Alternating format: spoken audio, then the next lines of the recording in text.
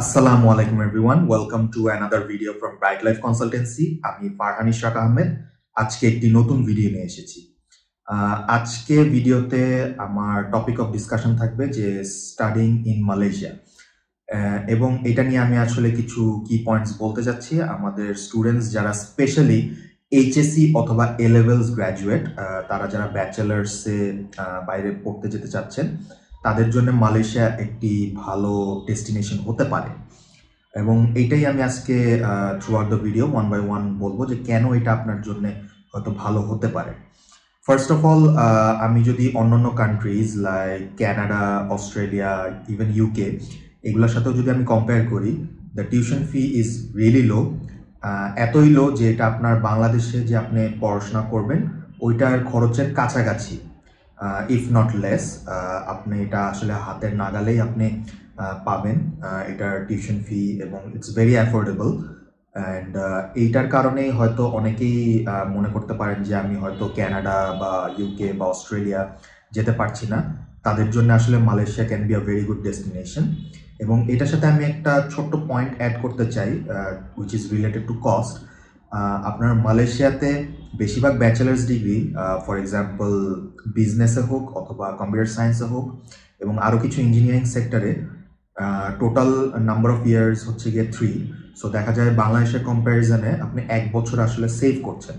আপনি কস্টেও বলেন, টাইমেও বলেন, দুই দিক থেকেই আপনার মালয়েশিয়াতে আপনার কম লাগছে। So this is my point one. আরেকটা পয়েন্ট হতে পারে যে আপনি হয়তো তারপরেও চাচ্ছেন যে আপনি অস্ট্রেলিয়া, ইউকে বা ক্যানাডা বা ইউএসএ এরকম টাইপ অফ কান্ট্রিজে আপনি হয়তো মুভ করতে যাচ্ছেন, কিন্তু টোটাল কস্টের জন্য পারছেন না।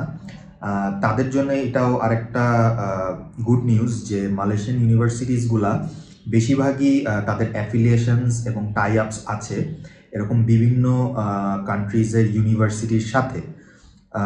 ফর এক্সাম্পল, আপনার ইউকেতে অথবা অস্ট্রেলিয়াতে আপনি বিভিন্ন ইউনিভার্সিটিস আপনি নিজেই ওয়েবসাইটে দেখতে পারবেন যে তারা আসলে affiliated with Malaysian universities. So এটাতে যেটা হয়ে থাকে যে আপনি ফর এক্সাম্পল আপনি মালয়েশিয়াতে ফার্স্ট ইয়ার অথবা সেকেন্ড ইয়ার আপনি করলেন, অথবা লাস্ট ইয়ারটা আপনি মনে করছেন যে না আমি আসলে ইউকে বা অস্ট্রেলিয়াতে যেতে চাচ্ছি, আপনি আসলে ওই 1 বছর বা 2 বছরের যে খরচটা এটাও আপনার কম লাগলো, এবং লাস্টে আপনি ওই পার্টনার ইউনিভার্সিটি মানে ফর এক্সাম্পল ইউকে অথবা অস্ট্রেলিয়াতে ওখানে আপনি লাস্ট ইয়ারটা কমপ্লিট করলেন এবং আপনি ডিগ্রিটাও ওখান থেকে পেলেন। সো দেখা যায় যে আপনার টোটাল কস্ট থেকে আপনার 1 বছর বা 2 বছর আপনি ইউকে বা অস্ট্রেলিয়ার যে টিউশন ফিসগুলা ওইটা আপনাকে দিতে হচ্ছে না, ওখান থেকে আপনার কম। প্লাস আপনি জাস্ট খালি থার্ড ইয়ারের এক্সপেন্ডিচারটা দিয়েই বা টিউশন ফিটা দিয়েই আপনি আসলে বাইরের একটা ডিগ্রি পাচ্ছেন। সো এটা একটা খুবই আমি বলবো যে প্লাস পয়েন্ট। যারা চাচ্ছেন যে ইউকে, অস্ট্রেলিয়া এসব কান্ট্রিতে একবারে যেতে পারছেন না 3 ইয়ার্স বা 4 ইয়ার্সের কস্ট বিয়ার করে, তারা কিন্তু এইভাবেও যেতে পারেন। এবং আমি যেসব স্টুডেন্টস যাদের মেরিটস ভালো, রেজাল্টস ভালো, তাদেরকে আসলে মালয়েশিয়া বিভিন্ন ধরনের স্কলারশিপস দিচ্ছে। This can be 10%, 20%, 30%। It really depends on the student profile. আপনার আসলে কত ভালো এডুকেশনাল ব্যাকগ্রাউন্ড, রেজাল্টস কীরকম, ওটার উপর ডিপেন্ড করে আপনাকে স্কলারশিপসও দিয়ে থাকে। এবং এই পুরো প্রসেসটাই যদি আপনার মনে হয় যে কোনো ধরনের কনফিউশন বা কোনো ডাউটস, আপনারা আমাদের সাথেও কথা বলতে পারেন, এবং আপনি চাইলে ইউনিভার্সিটির যে রিপ্রেজেন্টেটিভস তাদের সাথেও কথা বলতে পারেন আমাদের থ্রুতে। যদি কোনো ডাউটস বা কোনো ক্ল্যারিফিকেশনস লাগে, আমরা অবশ্যই আপনাকে এটাতে হেল্প করতে পারবো। এবং দেখা যায় যে অনেক সময় অন্যান্য কান্ট্রিতে আপনার টোটাল যে অ্যাপ্লিকেশন থেকে শুরু করে ভিসা প্রসেসটা একটু লেংদি হয়ে থাকে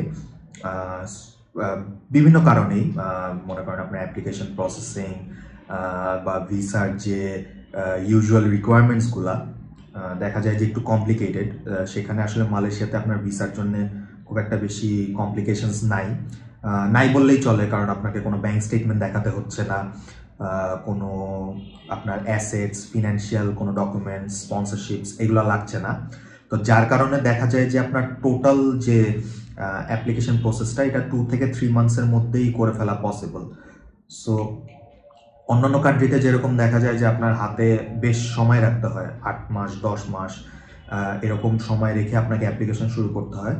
আপনি মালয়েশিয়াতে যদি খুব বেশি হলেও আপনি 4 মান্থসও যদি হাতে রাখেন, আপনি খুব রিল্যাক্সে কাজটা করতে পারবেন। 3 মান্থসও ইটস পসিবল, বাট 4 মান্থস হলে খুবই ভালো হয়।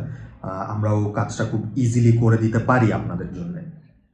এবং এই প্রসেসে যদি কোনো হেল্প লাগে আপনারা আমাদের সাথে ডিরেক্টলি এসে কথা বলতে পারেন।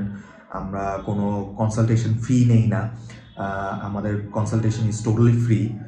এসে কথা বলতে পারেন। এইচএসসি এ লেভেল স্টুডেন্টস যারা আছেন তারা প্যারেন্টস নিয়ে আসতে পারেন, কোনো সমস্যা নেই। এনি ডাউটস, এনি ক্লারিফিকেশনস আমরা সলভ করে দিতে পারবো। এবং আরেকটা কোয়েশ্চেন সবারই থাকে যে আসলে আমি ওখান থেকে ডিগ্রিটা নিয়ে আমি আসলে কি অ্যাচিভ করতে পারবো, বা হোয়াট ইজ আফটার দেয়ার ডিগ্রিটা নেওয়ার পরে। সো মালয়েশিয়ান ইউনিভার্সিটিসগুলো খুব হার্ড ওয়ার্ক করে তাদের স্টুডেন্টসদের জব প্লেসমেন্টের জন্য এবং ইন্টার্নশিপসের জন্য। এবং আমি এটা কনফিডেন্সের সাথে বলতে পারি যে ওভার 98% স্টুডেন্টস গেট দেয়ার জবস, সেটা মালয়েশিয়াতে হোক। এবং আপনি ওই ডিগ্রি নিয়ে যদি আপনি বাংলাদেশের জব মার্কেটে কম্পিট করেন, আমি কনফিডেন্স নিয়ে বলতে পারবো যে আপনি আসলে ওই কম্পিটিশনের রেসে আপনি আগিয়ে থাকতে পারবেন। তো দেখা যাবে যে এই একটা ডিগ্রি আপনার জন্য অনেক ভ্যালুয়েবল। এবং ফার্দার যদি আপনি মাস্টার্স যদি কান্ট্রিজ লাইক ক্যানাডা অথবা ইউকে, অস্ট্রেলিয়া এগুলোতে যদি করতে চান, this degree will really help. So overall আমি আশা করি যে আমাদের এই ভিডিও থেকে আপনারা হয়তো অনেক ইনফরমেশন পাবেন। এবং এই ভিডিও থেকে যদি আরও কিছু আপনাদের জানার বাকি থাকে, আমাদের সাথে অবশ্যই যোগাযোগ করবেন। Feel free, come visit our office, and আপনাদের যে কোনো ডাউটস অ্যান্ড ক্ল্যারিফিকেশনস আমি আপনাদেরকে ক্লিয়ার করে দেওয়ার ফুললি চেষ্টা করব। আশা করি আবার পরবর্তী আরেকটা ভিডিওতে আপনাদের সাথে দেখা হবে। সো ততদিন পর্যন্ত ভালো থাকবেন, সুস্থ থাকবেন। Thank you. আসসালামু আলাইকুম।